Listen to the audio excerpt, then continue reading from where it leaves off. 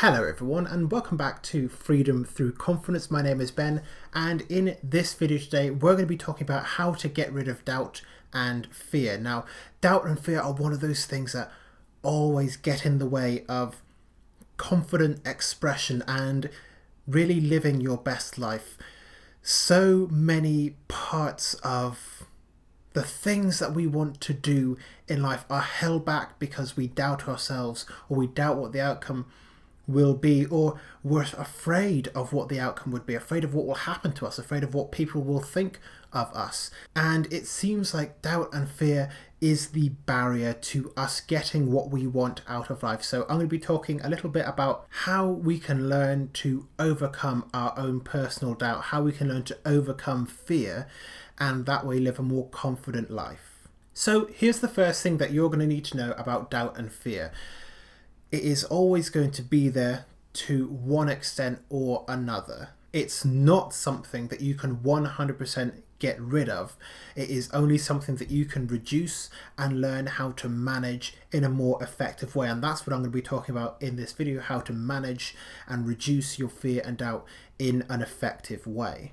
Because the simple fact of the matter is that fear is an emotion that we have for a reason. Every single emotion that we have is there for a reason. It informs us of something and it helps to guide us towards and away from certain things for reasons that sometimes we might not understand at the time, but that we can do with introspection and really getting to understand our unconscious mind. The second thing you need to know is that you cannot logic your way out of fear and doubt. It's not something that happens. Think about being a child that's afraid that there's a monster in the closet, and you call out for your parents, your mum or your dad or whoever it is, they come, they open up the closet doors to show you that there's nothing bad inside.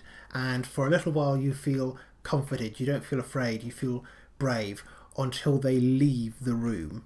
And you can't logic your way out of it anymore because now the cupboard door is shut and it's dark and there's no one there to protect you anymore. And all that fear comes back again. And fear works in that way throughout your entire life. You can't just logic your way out of it.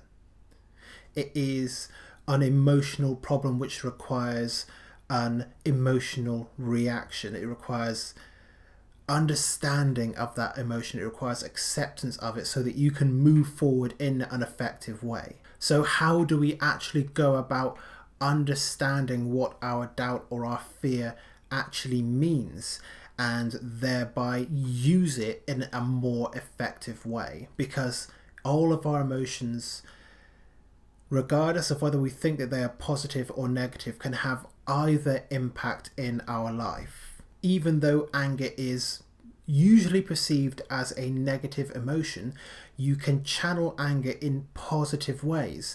Think about people who were angry last year after the George Floyd incident. They channeled that anger and started to make positive change. Were there people that channeled their anger into doing the wrong thing? Yes, a few, but a lot of people channeled that anger in a positive way, and changes were made, and changes are still occurring. So how do we learn how to channel our fear and our doubt in a more constructive way? Well, we use it to inform us of things that could go wrong, because our fear is our early warning system. Our fear comes online when a part of us believes that there could be some negative or painful or hurtful outcome after whatever action we do take or don't take. Our fear and our doubt is warning us of a potential negative possibility that we should try to avoid, if our goal is to simply remain comfortable. But if you are here learning about how to become more confident, then you know that just being comfortable for the rest of your life isn't really an option. You have to get out of your comfort zone. You have to expand that out as far as you can, and then keep stepping over that line occasionally as well. So here's how you can use your fear in a more effective way. Let's say that your fear is speaking to attractive strangers in really any kind of way, but especially when it comes to maybe asking them out, or just striking up just a normal casual conversation with them. And so your fear is, if I go up and I speak to that person, they are going to think that I'm weird, or they're going to think that I'm creepy, or they're going to be really angry that I've disturbed them, or other people are going to see me and they're going to laugh at me, and all these fears that come into your mind. And for most of the time, that will paralyze you. But you can start to reframe that fear and start to use it in a way that is much more effective for you. And how you use that fear is you can project whatever that negative outcome is, and then you can start to think about what you're going to do to combat that situation as it's happening. Like I said at the beginning, you won't be able to logic your way out of it, but you can reframe the meaning of that fear so that it's not trying to stop you, it's trying to help you to better plan for whatever that eventuality might be. So take, for example, you're worried that other people are going to laugh at you. You can plan for what you would do in that kind of situation. And maybe that would be incorporating some mindfulness techniques to keep you calm, or to keep you centered on what is going on. Or it might just be laughing along in yourself, just kind of laughing along at the absurdity of the situation, the fact that you are there going and speaking to this person and breaking social barriers. And if other people think that that's funny, then that's on them. But even that itself is funny, because the people that would laugh at that, and what you'll find is that hardly anyone ever would, but the people that would are the ones that would never go out and do that sort of thing themselves. Ultimately, we overcome our doubt and our fear by actually taking action and seeing what's on the other side, because our fears only show us one potential future. And our fears hardly ever show us what the best possible outcome would be. Hardly anyone is ever scared that they're going to go and talk to an attractive stranger and they're going to be super, super nice and they're going to give you their number and set up a date on the spot and you'll live happily ever after. Like, hardly anyone is afraid of that. Some people might be, but hardly anyone is.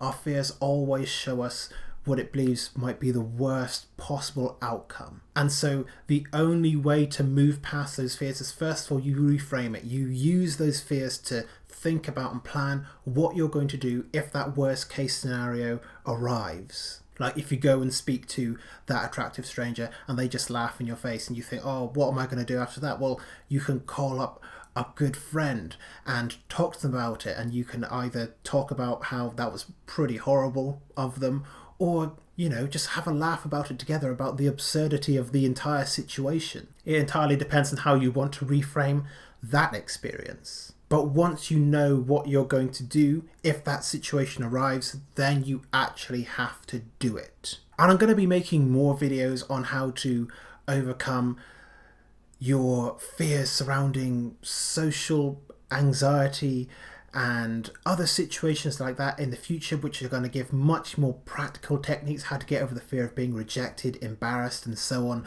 over the next few months on this channel. I have a lot of content planned specifically with this in mind, how to get over your fears, how to move past your doubts. So make sure that you are subscribed for that. But most important thing is to take action and challenge your fears and just see what happens. So I hope you have found this video useful. If you have done, make sure to leave a like on the video, because it really helps to support the channel and boost the video in YouTube's algorithm so that it goes out to more people. If you have any thoughts, any questions, leave them in the comments section down below. And of course, as I've already said, make sure that you are subscribed to Freedom Through Confidence for more content just like this on a weekly basis. If you're wanting a complete crash course on how to go from zero confidence all the way to the most confident version of yourself, whether that is doubling, tripling, 5xing, 10xing your confidence, whatever it is, make sure you click the first link in the description down below. That is going to take you to a 100% free short course that you can access to give you everything you need to know about how to build up your confidence. Or if you want to accelerate that process even faster, go a little bit further down in the description to the work with me section, and you can contact me to arrange confidence coaching. We'll set up a free discovery call where we can discuss whether